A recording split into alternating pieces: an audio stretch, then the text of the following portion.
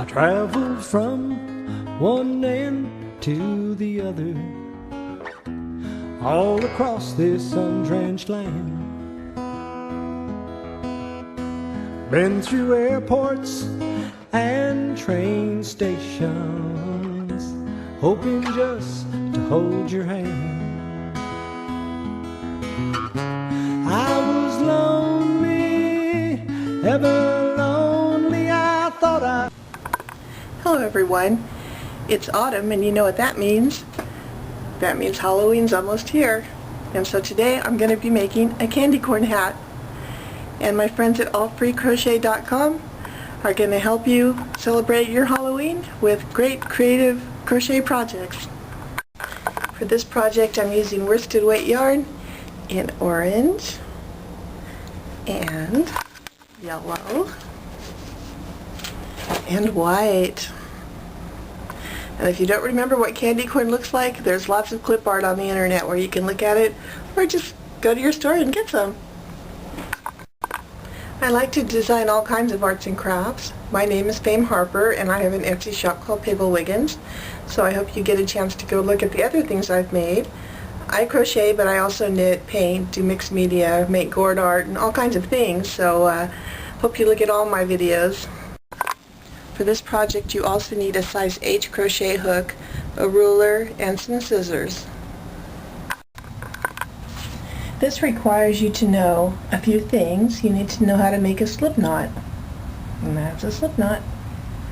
You need to know how to chain stitch, do single crochet, and increase and decrease. First chain 3,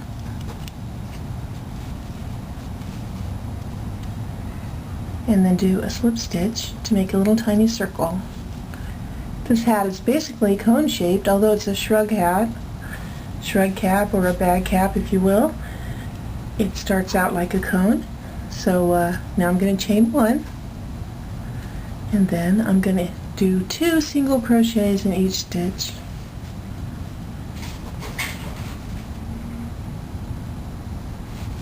As I go all the way around, I'm going to make a little point, like a little pointy hat.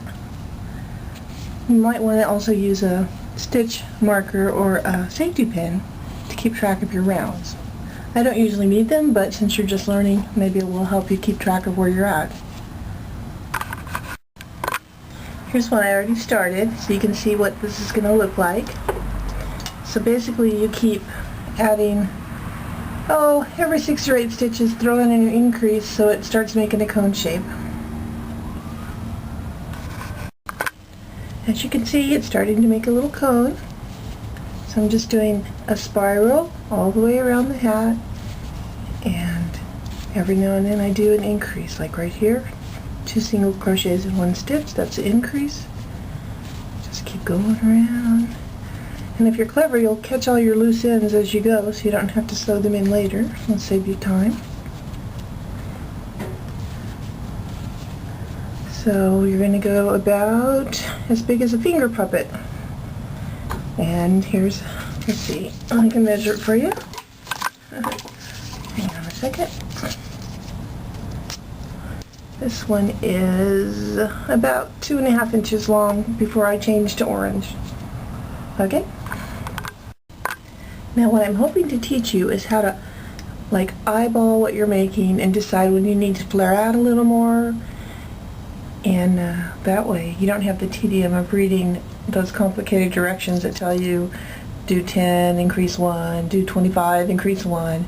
If you can see and visualize where you want the shape to go, like this is going to flare out, the orange part, then I'll know that I need to do a lot more increases to get that shape. And now my poor little white is all gone. This was just a scrap, so I'm going to go ahead and switch to orange.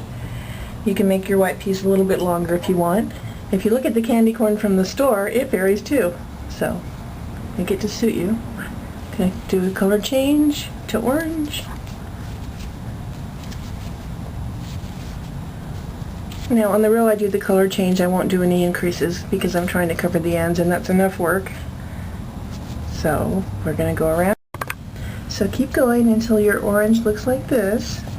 I'm going to do a couple more inches of orange, and what I'm aiming at is when the orange is a little bit wider than this, I'll switch to yellow, and then I'll make it big enough to go around my head. Here's what it looks like so far.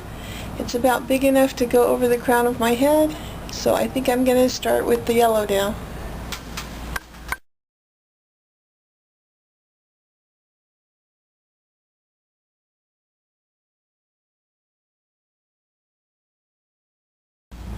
So the orange part is about 6 inches.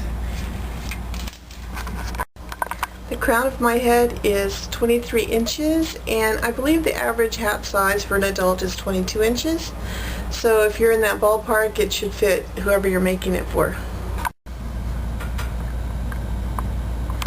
Alright, here we go. And got the yellow, got the orange. I'm going to go ahead and go to the end of the orange. When I get to the part that goes like the hat band part, I'm going to try it on and make sure I'm getting it the right size. Alright, here's the ends. We're going to change colors to yellow. Alright. And still in single crochet.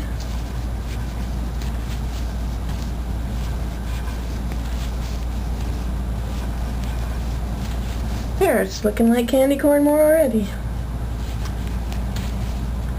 So after I get this covered up, the ends covered up, I'll just do one round yellow, and then I'll start doing increases. Alright, there you can see the first row of yellow. And now I'm going to keep going in that same cone shape until I get a few inches from the end, and then I'm going to do a few decreases to make it hug my head. After 3 rows of yellow, 1, 2, 3, go ahead and put your stitch marker in, and then you can start your decreases. I've already done a few decreases, but say that was your stitch marker.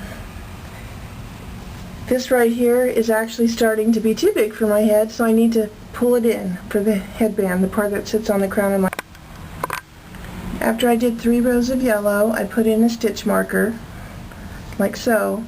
Then I'm going to start doing decreases because this is actually too big for my head now, and I need to pull it in where it fits around the crown of my head.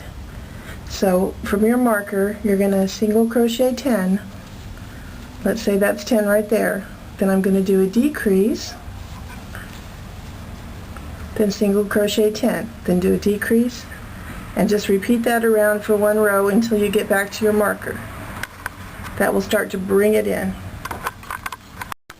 Once you get back to your marker, go ahead and move it up a row, and for 1 row I'm just going to do single crochet all the way around. When you get to the end of the row, try the hat on. If it's too tight, you did too many decreases, but I don't think it will be. You can always rip back a little and take a couple of them out. This is still a little loose, which is okay, because I can always do a few more decreases as it gets almost to the edge. I still want to do maybe another inch of yellow. Keep trying it on every row, and I added 5 more decreases. It's about right. I think I'll add a couple more, and we'll see how it fits then. Now the final row is just going to be slip stitch, which is going to tighten it in even more. So get it like, fairly tight, but don't make it really tight, because that last little bit is going to, cinch it in. Now if your hat already fits you perfectly, you don't even need the final row, but I think it makes a little neater of a finish. That's why I always do it. Now I've come to the end of my yellow. The yellow bit is 2.5 inches wide, and I have the last row to do. And like I said, I like to do slip stitch the last row to pull in and make a decorative edging.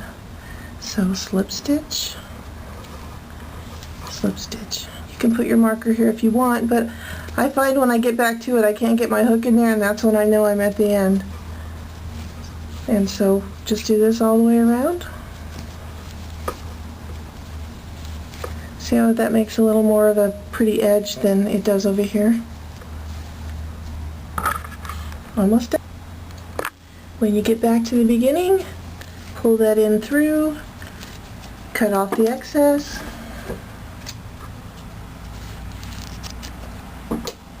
pull it snug, and then weave in all your ends, and you are done.